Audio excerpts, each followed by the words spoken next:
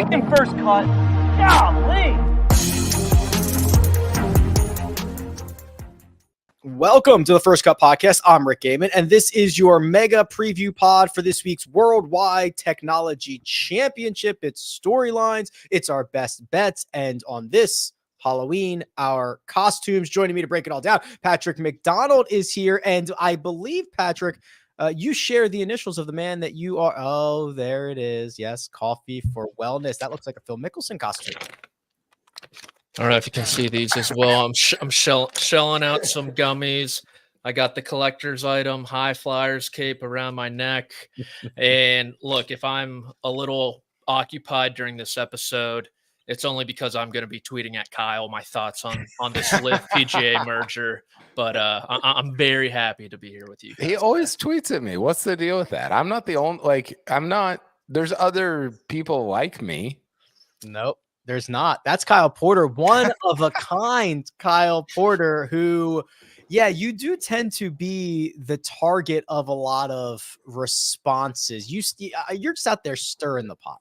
Yeah, I mean, maybe. Sometimes I am, for sure. But the other times I just wake up to like a mention from Phil, and it's like, dude, I was asleep. Like, what are you doing? I don't have a costume because I spent all my money on my kids' costumes. Oh, that's good. Is this our Halloween budget went to them? Is Halloween a big holiday in the Porter family? Yeah. I don't know if it's the biggest, but to me, we have a really fun neighborhood. So it's like just an excuse for everybody to get out, walk around with their kids, kind of ignore their kids sometimes and just talk. And, we'll have the Rangers game on outside and it'll be great. 2-1 Rangers. Is that right? That's right. 2-1 Rangers. Who's throwing out the first pitch tonight? Do you know? Matt Williams. My best friend, John Rahm. John Rahm. Is he really? John Rahm, Arizona State, throwing out the first pitch in Phoenix tonight. That's right. That's awesome.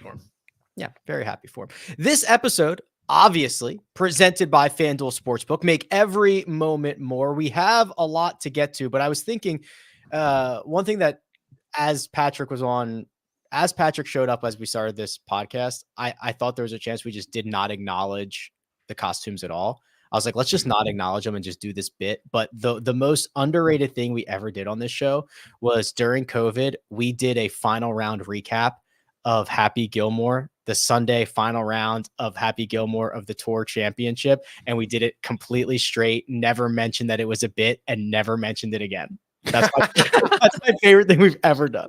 I forgot about that. How many strokes gained putting did Happy have on that one putt alone? We had. I mean, it was like Greg was like, he's a little bit wayward. He's got an unconventional swing. This, that, and it's just like it was just so good. And then we never even at the end I think we did it on April Fools, and we never at the end said anything, and then we just went right back to normal. Greg breaking down Happy's swing that's the good stuff. I thought it was hilarious. So that's what it reminded me of. Amazing. We do have a lot to get to here. Hey, what's your plan for Halloween? We will get a little bit of foot traffic. So we're just gonna hand out a little bit of candy. I don't think we're gonna get a lot, and that'll be it. We went to a Halloween party last weekend, which was nice, and then just very low key. It won't be super busy. Okay, so it's not like it's not a thing. You'll just be maybe watching the baseball game. Yeah. You think Rahm will try to hit like he seems like the kind of guy that would try to hit like 85 on the gun. He's throwing gas. 100%. Yeah. Like warming up, like the whole deal. Yeah, he will. I imagine he's going to go to the rubber. He's not going to do the thing where you stand in front of No. Go to the rubber, uncork one, and see what you got. He might try to throw a slider. Like, could you imagine? He's like, give me a sign. Yeah, whoever's catching him, like, best be ready because I think you're gonna get one. A couple of news items this week. Actually, a lot of news out of this week. Let's start with the PGA Tour rejecting, Matumboing Endeavor's private equity bid. Endeavor is the parent company of WWE, UFC. They're in a ton of stuff. And Patrick, you, I believe, had a piece on this for CBSSports.com. Correct me if I'm wrong there, but Endeavor was looking to inject a ton of money into the PGA Tour. They were trying to get out $25 million a year, and they wanted the opportunity to buy up to 10% of the PGA Tour, and the PGA Tour said no, thank you.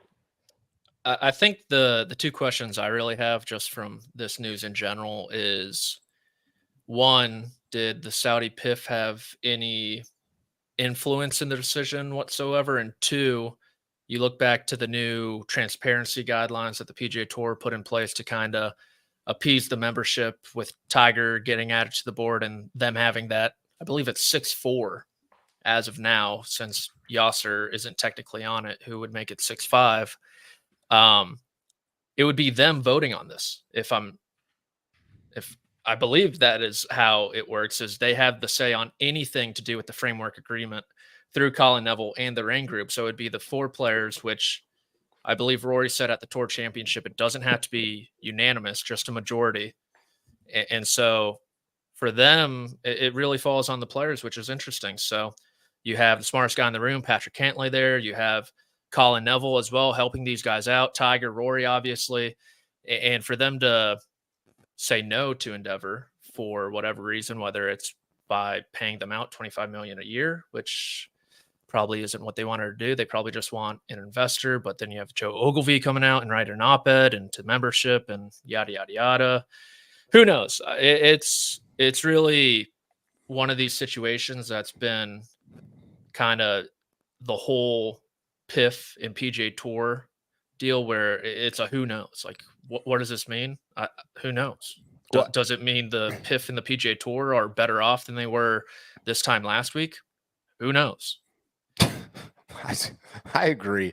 One thing, Rick, that I'm always confused by, and I've been going back and just sort of reading back through everything that happened this year for the sake of putting together a normal Sport 3, and the term PGA Tour gets thrown around a lot. Like, oh, the tour did this, or the tour's doing, or this is their plan. But I don't know that anybody who's using the term, or I do know everybody who's using the term is using it to mean something different, right? Like, fans are talking about this like big organization that includes everybody. Players are talking about administrators and executives, and Jay Monahan's talking about players, and there's no and maybe the new coast solves some of this, although it still is confusing. But it's just one, I don't even know if it relates to this, but it's one observation that I had, that like when we say the PGA Tour, nobody even really means the same thing when they're saying that. Yeah, and this goes back to when this first framework agreement was announced, and it was met with resistance and opinion pieces and all that stuff. There was this rumor, I guess it wasn't a rumor, but there was this report that the PGA Tour was talking to these private equity groups, Patrick, and Endeavor being one of them. And it might be a little bit more palatable to get a money injection that did not come from the PIF and come from Saudi Arabia. So that's where this started. Now this kind of points us back towards this lurking framework that has 60 days left before what? It goes away, or a concrete deal has been established? I think by all accounts, the deadline is going to be extended. Bloomberg had that a couple weeks ago. Shipnuck had it as well. I believe Davis Love III said something about it today as well. So the new year deadline, I think, is kind of just, you can throw that off the table. It doesn't really mean much, but I'm kind of surprised. I wonder if Endeavor can come back to the table with a new offer. Maybe the PGA Tour, and by the PGA Tour, Kyle, I mean the guys who get to vote on this: Tiger, the board of or the policy board, the player directors, these guys who are now in charge after being blindsided by this deal in the first place. They're the ones kind of driving the car when it comes to this agreement. And I wonder if Endeavor is allowed to come back to the table and kind of make some concessions. I would say Shapiro coming out in public probably means no, but it could, lead way for other private equity groups to see what they offered the tour and maybe make a deal of their own. Is it KP? Because obviously, if the money situation entirely matched what the PIF was offering, it would be a no-brainer, right? Because why would you associate yourself with controversy when you could associate yourself with a private equity firm that is already in the WWE, UFC, IMG? It's just a lot easier for everybody to deal with. So that to me says that they're far enough away financially. Maybe it is the idea of taking 25 million out of the company every single year and paying it back to Endeavor. Maybe that's too much, but clearly that's got to be the only holdup here. Was 25 the number that Shapiro said, Patrick? According to I believe wherever Josh got this, apparently, what Shapiro said. Yeah. Okay.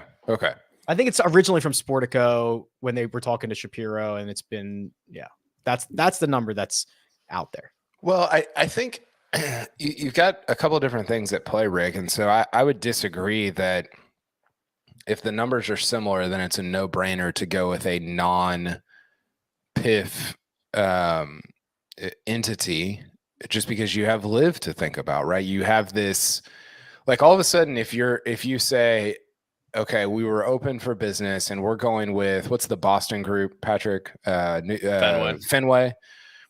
We're going to go with Fenway. And well, now all of a sudden the PIF's like, oh, cool. We're going to pour $5 billion into Live. True. And so you're now just back in this position that you started in, where you're in an arms race with an endless, pit of financial support from the public investment fund. So I do think that they have that to think about. The whole thing, guys, like, I got to say, it makes me really uncomfortable to think about like private equity. It sounds cool and like, oh, we're cutting edge, like all this stuff. It's like, what private equity desires is like a freaking return on their investment. Correct. You know how you get a return on your investment? More commercials and more like stuff that is not good for fans. And it just, like, this whole thing, the more you read about it, the more you think about it, the more you consider it, it just feels like, who is this? Is this for me? Is this for me, the fan? Like, at every turn, pretty much, no. It feels like it's for Patrick Cantlay to get more money, which, fine. Like, I get that. Like, you have to survive as an organization, as a tour, but as a fan, and I think for people that are listening and watching, and for all of us who are fans of the sport, I just don't know how I come out in any way a winner here, or it makes me care more about the PGA Tour or the sport as a whole. Yeah, at the very least, the sport is fractured, where players are in different areas, and then also, because now the new nature of the beast, the product will also be worse. So sick. Yeah, ticket prices up. Those viral posts of beers being $18. Well, now they're $24. And oh yeah, Kyle, it's certainly not with us in mind. And I think you think about, PIF, the possibility of PIF being an investor wasn't just them being the sole investor, right? You could have had Endeavor, you could have had Fenway. And I'm thinking Endeavor kind of just threw a valuation at the PGA Tour for the 10% that they wanted, combined with the 25 million annually, and their numbers were just way off what Big J and Uncle Patrick Cantlay wanted. Uncle P. Uncle P. Pusha P. I can't believe that there's all of a sudden there's too much money in the game. Right? Like, yeah, it was we don't have enough to cover our expenses and this, that, and the other thing. And we are going to get bludgeoned by the PIF. And now it's like, we can turn down what could be upwards of $1 billion from Endeavor. Well, yeah. What are we doing? Well, totally, Rick. Like, none of it adds up. I wrote a post on Twitter earlier this week about the highest paid earner on course this year in golf was Taylor Gooch. He made $36 million or whatever. And you're like, we do not cover an industry that supports that kind of financial irresponsibility. That's a bubble, baby. Yeah. But the problem is that nobody is acknowledging that it's a bubble. Right? Like what they're trying to do is to obtain an influx of money that matches the bubble, or that matches the current like output. And that is like, I understand it. The toothpaste can't go back in the tube, but from a long-term viability and like for the long-term thriving nature of your industry, I don't love it. Like that doesn't scream like, okay, this is going to be awesome in the long term. I agree. Harold Varner cleaning up as well. Yeah, we are showing Kyle's tweet here. Is this your tweet, KP? Yeah. Yeah, it was so hard to put together because I there's no unification for money. So I included majors, PGA Tour and live events, including the FedEx Cup and the live bonuses, the Comcast top 10, but I didn't include whatever those guys' contracts are. Didn't include sponsorships, obviously. Didn't include the PIP, which isn't out. And then the one that I wish I could have had time to put in there is Euro Tour money and Asian Tour money, because somebody like Rory or Rahm, like Rory won Dubai, I think that was $1 million. So that would have bumped him a little bit, but I try to make it clear what I did and didn't include. And of the top 10 highest earners in the game of golf, 7 of them play on the PGA Tour, which is apparently struggling for cash in some way. Cantlay and Xander clearing, almost 30 million between the two without a win. That's kiss, baby. Yeah, that's pretty good. All right. Well, we'll go from one money conversation to another. The very first suspensions handed down by the PGA Tour in terms of violating the gambling rules happened this week. 2 Korn Ferry Tour players were suspended. Vince India suspended for 6 months beginning on September 18th. Jake Stiano, I believe, suspended for 3 months ending December 10th, going back to, I believe, September 10th. Jake was has been very open about this. He went on with Ryan French, Monday Q Info, on that podcast and discussed 4 wagers that he made, Patrick, totaling about $116. 3 of them were on the Brooks Bryson made for TV match. That is what has earned him a 3-month suspension. The Stiano man, many are calling him out there. But look, if you aren't going to be suspended for gambling on the PGA Tour, you should be suspended for gambling on the match. maybe that's the punishment. And I believe his 4th bet was for Bryson to make a birdie on a certain hole, one of those type of bets. So he clearly has a soft. You should be banned for that. For yeah, Bryson. that might be 4 pro. We don't know the side he was on the. That might be 4 pro Bryson bets. But I understand there's kind of been a line drawn in the sand between the zero tolerance people who are like, this guy should know the rules. I believe he was on like the Canadian tour at the time. And they just now found out about it. And there are the other people who are like, dude, this guy was on the Canadian tour. He bet just over $100 on four stupid bets. He wasn't even in the tournament. Should he really miss part of Q school? And personally, he got the 3 months, right? India got the 6. Mm-hmm. It sucks. It really does. He probably should have never put himself in that position to begin with, to even bet. Like, just be normal. Bet on the NFL. Bet on Korean baseball, like the rest of us. You don't need to bet on the PGA Tour. I understand you probably know it more than any other sport, but it's just a crappy situation. And 3 months, I think some are saying the punishment doesn't fit the crime, but what are you going to do? You're suspending him when the Korn Ferry Tour isn't even out. He's not missing any more Korn Ferry Tour events. And I don't know. It's just crappy. It is what it is. I want to jump in here and just cede my time to Rick. I have no take. I just want to hear Rick's, because this is Rick's wheelhouse. Yeah, so. it sucks, right? And it sucks for everybody. there is no other, these sports books, these daily fantasy sites, they are official partners of the PGA Tour. They dump in millions and millions of dollars into the product. There is no other sponsor or partner that if you use their product, you could be suspended for it, right? I mean, imagine if you went and tried to ship something at FedEx and they suspended you for that, or like, it's obviously crappy because you want to be promoting these partners and you want to be in a good relationship. But the rule in sport has always been you don't bet on the sport. You just don't. I mean, that has gone back as far as 1919 with the Chicago Black Sox, right? I mean, you just don't do it. Now, I'm generally KP.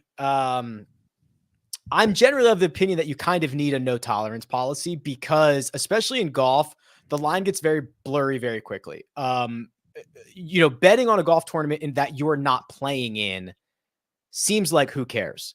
But what if it is a tournament that you are playing in? Or what if it's a matchup after one of your buddies texted you and said, hey, my back hurts a little bit? Like it just gets very blurry very, very quickly. And the only way to ensure the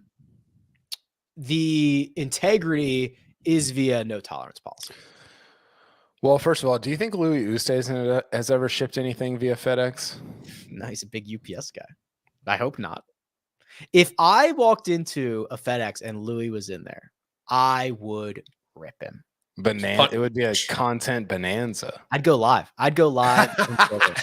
You'd try to cancel him immediately. Look at this clown. Yeah, listen, I'm with you. When Patrick said, these are 4 kind of stupid bets, it's like, well, we can't administer like a stupidity rating to the bets, and then based on that, then you're found, like, what's the word I'm looking for? When you're found free of something, like you didn't do something. Vindicated? No, not vindicated. Oh, this is embarrassing. Writers, I don't know. I'll think of the word later. You're free of something. Keep but yeah, I think you're right. Like it has to be, it's just binary, right? It has to be. I think what's interesting, and I think you wrote about this either in your newsletter or it might have been on Twitter, is you start to widen the circle to friends, or like, oh, my wife bet $5,000 on the PGA. You're like, that seems, I don't know what to do about that. Like, it's not a golf specific problem. It's a sports problem. I saw Joseph Lamagna wrote about how I didn't realize Calvin Ridley got suspended for a year, which is crazy. But yeah, it's got to be. There's so many ways to make money in golf or in the sport that you're in. That just seems like one that can't happen. I mean, just for the sake of the league, for everybody involved, it just can't happen. Yeah, Patrick was saying, just do what everybody does and bet on the NFL, bet on Russian table tennis, do what everyone does and have your cousin put your bets in for you or whatever, right? What is the other thing that I find interesting, Patrick, and football, because they got into this a couple of years earlier, I think their situation is even more scary, where they are actively happy and promoting, like, hey, our guys play in fantasy football leagues and they draft themselves and they play against themselves. And look how cool that is. And it's like, that is like, depending on the state you're in, one measly step away from doing something very illegal, or you might be doing something like that. To me is, hey, you can be in a fantasy league, but you can't put down $5 on the Monday Night Football game that you're not a part of. Austin Eckler legitimately has a fantasy football podcast. Yes. It's bonkers. And he's out there. He was like, I don't know when he was like injured or whatever. He's like, oh, definitely start Josh Kelly this week. His backup running back. He's like, for sure. He's been busting out of seams and in practice in every which way. Is that like, is his league for free? Is that why he's allowed to do that? Because there's no money exchanging hands? I really don't understand it. The lines are so thin. And going back to the NFL point, they're not even allowed to bet on anything in the team facilities at all. Which so even if they want, doesn't even why are they getting inside information about other sports in the team facilities? Why does the location matter? Yeah, that seems like you're focused on the wrong things there. Not you, but yeah, I don't know. I think one thing that would help with this topic would be knowing what India's crimes were, because he got double the suspension. Let's compare apples to oranges here and see. What did he throw 200 on Bryson or something? Like, what's going on? Why did he get double? The worst thing that you would do, like if this was truly like the worst scandal you could do, would be a bet against yourself in a matchup, right? Yes. That would be like the absolute worst you could do, because that would be you like throwing and potentially definitely changing the outcome. Because like even if you're in a tournament of 140 people and you bet on yourself or someone else to win, it's like, okay, like I don't even, how could you even control, and you don't control anything else. But when you get down to, hey, it's me versus KP in a matchup, I'm going to take his side. And I would explain a lot of Phil's career. Seriously. The word I was looking for was acquitted. Oh, acquitted. Yeah. That's a good word. Yeah. We've got more news. We've got TGL, we've got WWT, we've got BB, that's best bets. We've got lots of things, but first we're going to take a quick break and hear a word from our partners. An NWSL semifinal Sunday you'll never forget, with an icon leading the Shield winners against a legend who's hanging up her boots, and a budding star looking for back-to-back championships against a squad determined to give their captain a grand finale. All on CBS Sports Network. And we're back, and TGL has released their format for their first season starting in January of 2024. 15 matches in the regular season. Each match is 15 holes, 1-5-1-5. They could have done like a Roman numeral thing there and really improved the brand. So here we go. Each team will have 3 of their 4 players playing in a match. The first 9 holes will be triples, which is apparently 3-on-3 alternate shot. I've never heard it called that, Patrick. I've also never even really heard 3 people playing alternate shot before. And technically, the first 9 holes, it's called a session. Just so we get all the vernacular correct. But is it for sure? Is it for sure the first 9, or is it just 9 total out of the 15? The way it came about in the info drop was the first 9 would be the triples, and then the last 6 would be the head-to-head singles format where each player plays 2 holes. That makes sense, because that would be closer to like a Ryder Cup or President's Cup format. You end with the singles. Okay. Yeah. So first session, 9 holes of triples, alternate shot 3-on-3, followed by 6 holes of singles. That's head to head. So 1-on-1 for 2 holes each. So call it Rory versus Tiger for 2 holes, JT versus Patrick Cantlay for 2 holes, and then Colin Morikawa versus Sahith for 2 holes. I've made those up. I do not know what teams they are on. If you win a hole, you get a point. If you tie a hole, you get 0 points. If after those 15 holes, it is tied, they will go to overtime, which is closest to the pin, but you got to win by 2. You got to have 2 of your own team's shots closer than the other. They will do that for 15 matches, KP, and then the top 4 teams will advance to the playoffs. Woo! Yeah, I mean... Did I get your juices flowing at all? Sure. Like my whole thing with this is like, okay, great. Like I think one thing that I thought of is there's so many different ways to play golf, which I think is really, just as an amateur, terrible golfer, is very fun, because you don't have to be this has nothing to do with TGL, but you don't have to be a scratch golfer to go out and enjoy golf. And I think this is emblematic of that reality. But I saw the Boston name and logo came out. The Atlanta team has a name. They've got JT on their team. It feels a little bit like what we made fun of with Liv right now. For sure. Liv is trying to be like a very serious billion-dollar organization, and this is still like I don't know what this is necessarily. So I want to see it first, and I think there's a path that it could be like there's a path that it could be compelling.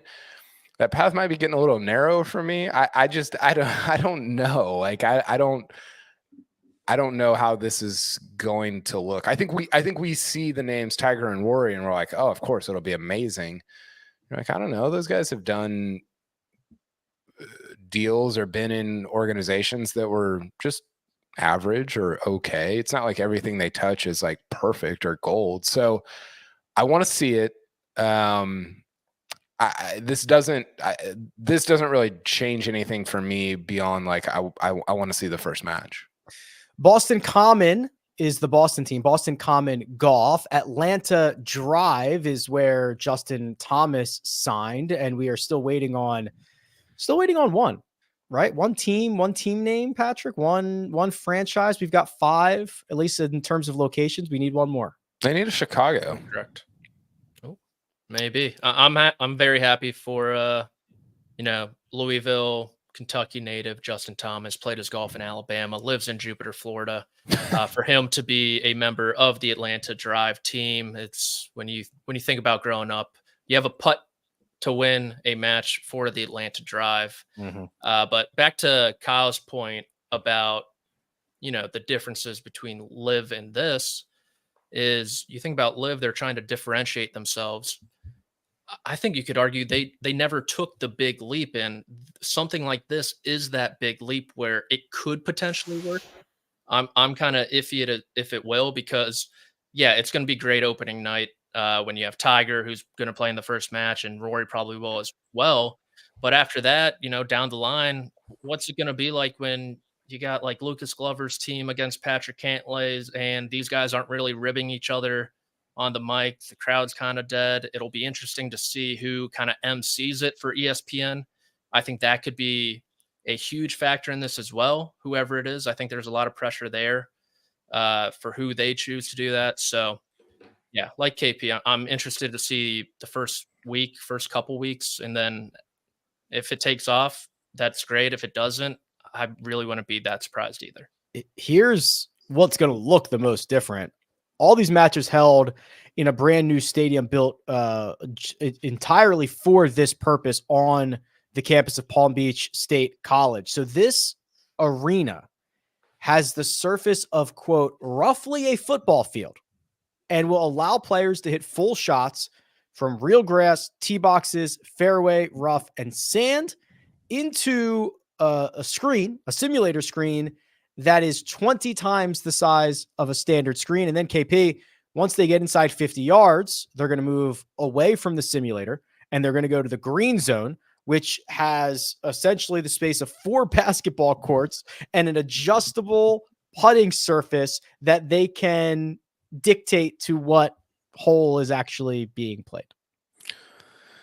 Yeah, I can't wait till somebody blades one into the crowd out of the bunker, by the way. Will they rent this place out on Tuesday through Sunday? I think we should make a trip out of it. They should. I think the scale of it is interesting. I finally saw the I guess they came out with kind of a scaled photo of kind of what we're looking at on YouTube today, but with I don't know, the scale was I think better and a little bit different. And I thought the scale was really interesting. I think there's still going to be a downtime problem, right? Like the biggest the thing with televised PGA Tour golf or even live golf is you can cut away and go to a different player hitting a shot, right?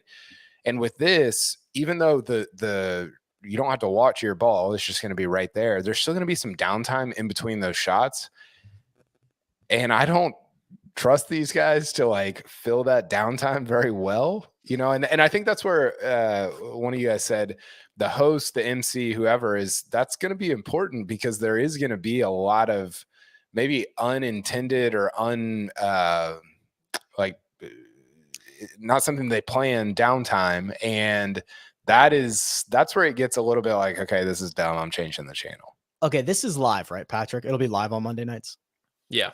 Are they in a hard time slot? So let me give you an example. And I'm not proud of this, but it's true. So sometimes we'll watch Dancing with the Stars. Now, Dancing with the Stars is a live show that like has to be over at X time. So what ends up happening is everybody goes through their sweet old time for 58 minutes. And then at the end, Tyra Banks demands that everybody gets their, like, is rushing everybody. And the conclusion is always, instead of being drawn out and full of drama, it's rushed. They throw up the credits and they move on. Or is that possible to happen here? That like, or is it like a Major League Baseball game where if it runs over, it runs over? I think if it runs over, it's going to run over. Yeah, I mean, but ESPN's gonna. I mean, I guess it'll be on ESPN Plus. They can go as long as they want. But like, what's on after this on ESPN? I don't know. 2 hours, so it's probably what, 7 or 8 o'clock on the East Coast on a Monday. After the first two are going to be Tuesday because of Wild Card Weekend and the college football playoffs. Like, what sports are really going on? Basketball? Yeah, is that it? Hockey. So, yeah, I think they'll go until they're done. All right, fair enough. From one Tiger Woods entity to another, the PGA Tour heads to El Cardinal, a golf course designed by Tiger Woods in Cabo for this edition of the Worldwide Technology Championship. KP, don't know if Tiger Woods necessarily had PGA Tour stop in mind when this was designed. Talk about areas of football fields. That's kind of the width of some of these fairways out here at El Cardinal. And I can't imagine this is going to put up much resistance to the best players in the world. This is the first year, right? It was Mayakoba last year. Correct. Yeah, I mean, I agree. Not that Mayakoba did either. You know, it's so different. It's not major championship golf. I think it's fine. I think there's some interesting names there. You know, Ludwig playing, obviously, Cam Young, Sahith, who got Lucas Glover's down there. So I think there's some interesting names. But the thing that I don't love, and this is actually what I struggled with the best bets, is I think sometimes a wide open like that inhibits your best players from playing their best golf. And so you get more of a bunched up kind of weird thing. The counter to that is that Victor won this, twice, 2 of the last 3 years or something like that. And so you're like, okay, well, maybe the best player does emerge from this. So I don't know. We'll see. It's going to be interesting. I'm excited about the names that are in it, but kind of like the TGL, I reserve the right to make a judgment until after I see it. Resort style golf, Patrick. This looks like if we can't get a trip to Palm Beach campus, we should go here instead. And we should have a first cut trip at this place for sure. I think I'd rather go here than Palm Beach State campus personally. I know you're very intrigued by the arena, the SoFi Center that they're building out there, but yeah, it seems like if you're one of these guys inside the top 50, it makes for a great excuse to kind of vacation in the winter, go somewhere in a warmer climate. And 2, I think if you're outside the top 50, this sounds like a great spot to try to find your game when you really need it. Cause we have Bermuda and RSM. I think those are the last of the events before the next 10 or the top 10 are confirmed. And you've seen someone like a Ludwig who's climbed inside the top 100 in the FedEx Cup. So he's going to be in for the Players Championship most likely. And he's been all the way up to world number 58. And he has that top 50 cutout coming year end for the Masters. So still a lot to play for if you have playing status for next year. And even if you don't, you obviously do as well. Speaking of the top 50, Josh, do we have the updated 51 through? There they are. So Bo Hostler retains his spot in the 51st position. He's had a phenomenal fall. Taylor Montgomery, a little bit of a fall resurgence for him. Nick Hardy, Ben Griffin, and Alex Smalley rounding out 53 through 55. And then we get JJ Spawn, Mackenzie Hughes, Steven Yeager, Luke List, and Thomas Dietrich, all vying KP for those first 2 signature events, Pebble Beach and Genesis. If they stay put, they're good, but don't go the opposite direction. Yeah, certainly don't go the opposite direction. Is this, I got a question for you, Rick. Is this a list Better than you thought it would be, or worse than you thought it would be? I think it's worse. I think so too. I didn't know what to expect. I genuinely did not know what to expect. But if you would have asked me to name the 51st to 60th best players on the PGA Tour, which I know that's not what this is, but it's what this list feels like. Right? Mm-hmm. These are not the names I would have come up with. It's just not what would have happened. I agree. And I think some of that is the live effect. Some of that will maybe be improved by the DP World Tour guys coming over for next year. It's not, I don't have any opinion on it because it's just 10 guys that are just kind of like filler for something like a signature event. It's great for them. I'm excited for Nick Hardy. He's a good player. Ben Griffin had a good year, played well at the Players Championship, but it doesn't do a lot in terms of like creating excitement in me of like, oh, is this guy going to get in?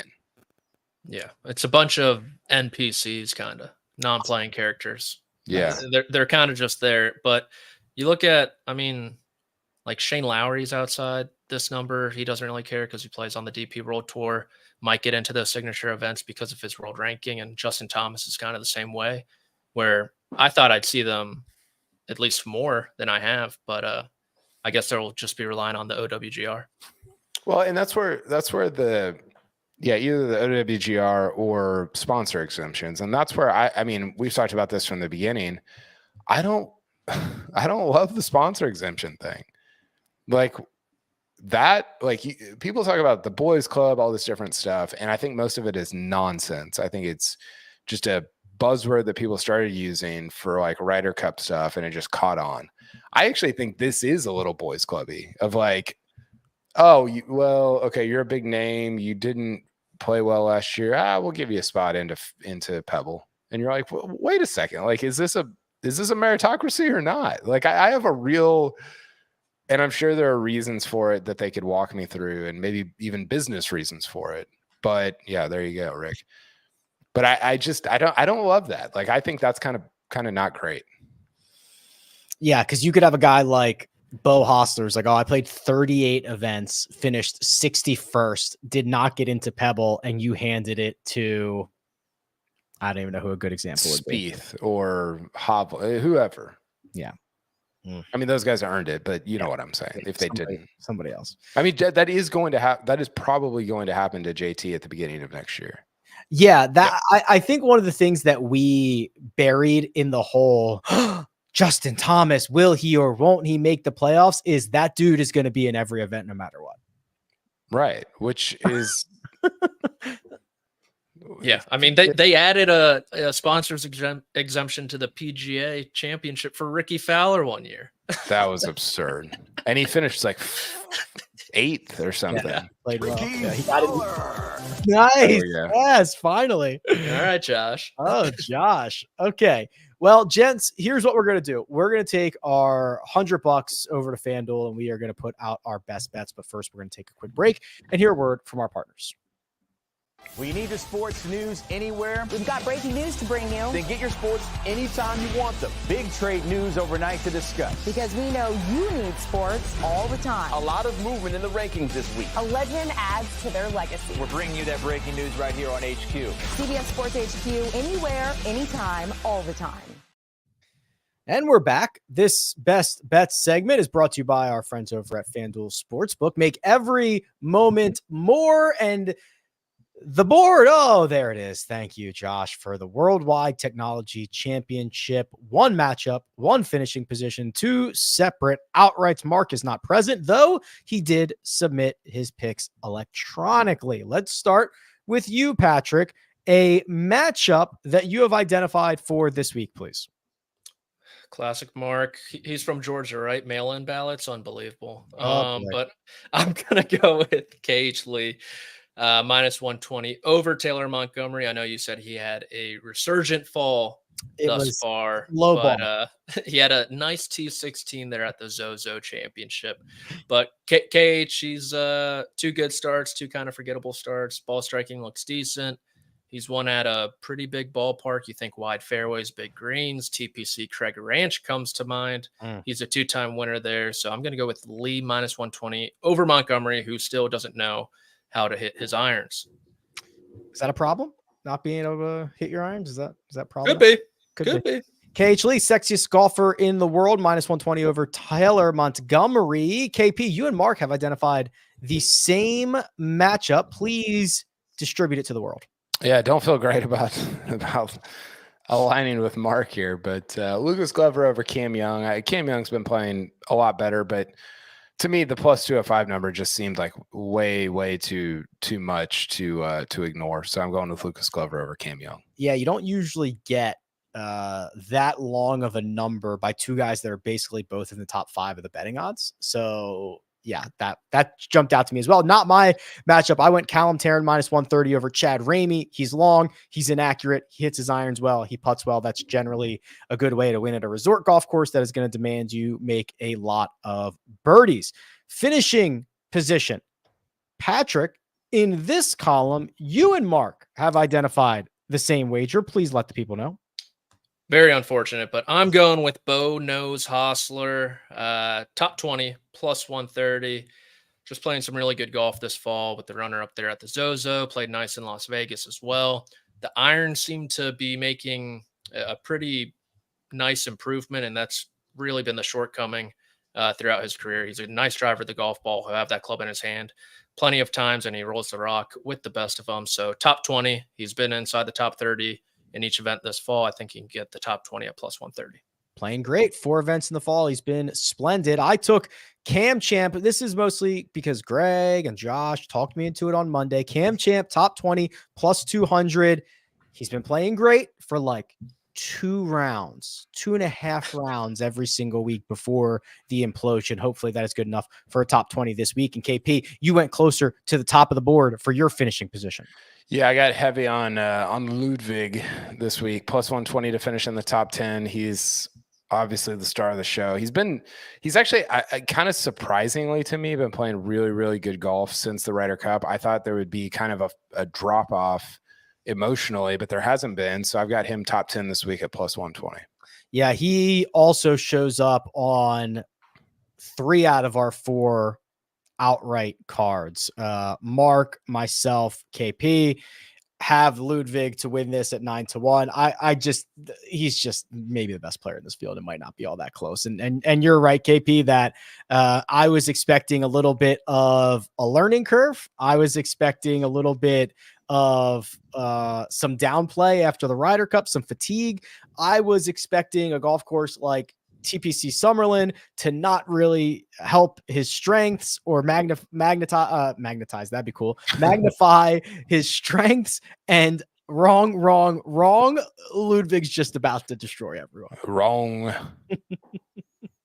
Yeah, okay, real quick. I know we don't have a ton of time, but like, what's the ceiling for 2024? 2 wins. Okay. But no, like majors or anything. Like two good PGA Tour wins. Like signature or no? Is he in the what's his world ranking, Patrick? He's 58, and you got to be top 30 the week before. So I mean, he easily could make that jump between now and the first one's Riviera. He could also get a sponsor. Oh yeah, that too. You'd be dumb not to hand him one. For sure. No, I think we'll win like Colonial and Valspar. Yeah. Okay. But I'll be foaming at the mouth when he does. It'll be sick. KP, who did you add with Ludwig? Ludwig. Oh, on outrights, Keith Mitchell. Yeah, Keith's been ball striking it very well. 40-1. Yeah, I'm excited about him this week. So seems like it's a good number. I like that number in kind of a more bunched up potential leaderboard like this. Those 2 guys know how to drive the golf ball. Mark added Akshay Bhatia to his Ludwig selection. I added Taylor Pendrith to mine. Akshay 35-1, Taylor Pendrith 50-1. Patrick, you get the stage to yourself here. 2 unique outrights, please. Yeah, don't feel great being the only one not on the iceberg, but I'm going with Bo Hostler, 28-1 for reasons I just stated. And then the Spawn of the Dead, JJ Spawn. Hopefully he whips out one of those untucked shirts that got everyone hot and heavy at the Century Tournament of Champions back in January. Oh, those were awesome. You got the resort lifestyle. Just finished T6 at the Zozo. Been playing great. Kind of a little bit of a hiccup there in Vegas with his putter, but that was just one round. I think he's playing some really good golf, and I like him in this spot at 35-1. Ludwig, Akshay, JJ Spawn, Bo Hostler, Keith Mitchell, Taylor Pendrith. That gives us an opportunity to go into our best bets. Please, Ja. Yes, there they are. An extra $50 that we can do absolutely anything that we want with. And boys, look at this. That is 4 of us in the positive through the first 4 events of the fall. Let's go with KP. And there's a common theme here, my friends. I mean, if Ludwig misses the cut, then I'm screwed. So I've got Ludwig top 20. Like I said, playing great golf. Maybe the Ryder Cup just gave him more of an emotional boost than he's experienced emotional drop off. So I think he will finish in the top 20 and hopefully even better than that.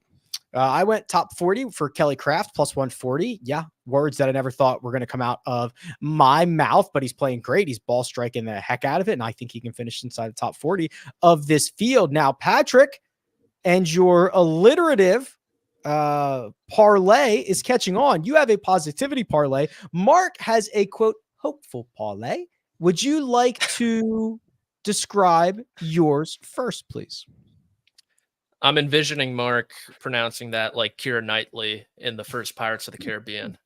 I demand a parlay. My positive parlay, Hosler, Spawn, Cagely, all to make the cut, plus 105. It's a turbulent market right now, a lot of ups, lots of downs. So just go into the bond market, get that rate, get that return. And I need a win or else I'm in the red and I can't be doing that. Yeah, Mark went for a little more growth in his portfolio. He went with Emiliano Grillo, Andrew Putnam, Luke List, Justin Suh to all make the cut. If that happens, plus 175 for Mark. That is the best bets, which have been brought to you by FanDuel Sportsbook. Make every moment more. I think we've done it, gents. I think we've done it. I'm wishing you all more treats than tricks. I'm wishing everyone a safe and happy Halloween. KP, are you going to be chief candy inspector tonight? Any allergies you got to watch out for? Yeah, we've got peanuts. My oldest son is Jamar Chase. He's all orange right now. Youngest son is a Mandalorian character. Yeah, he's going to be grittying up and down the block.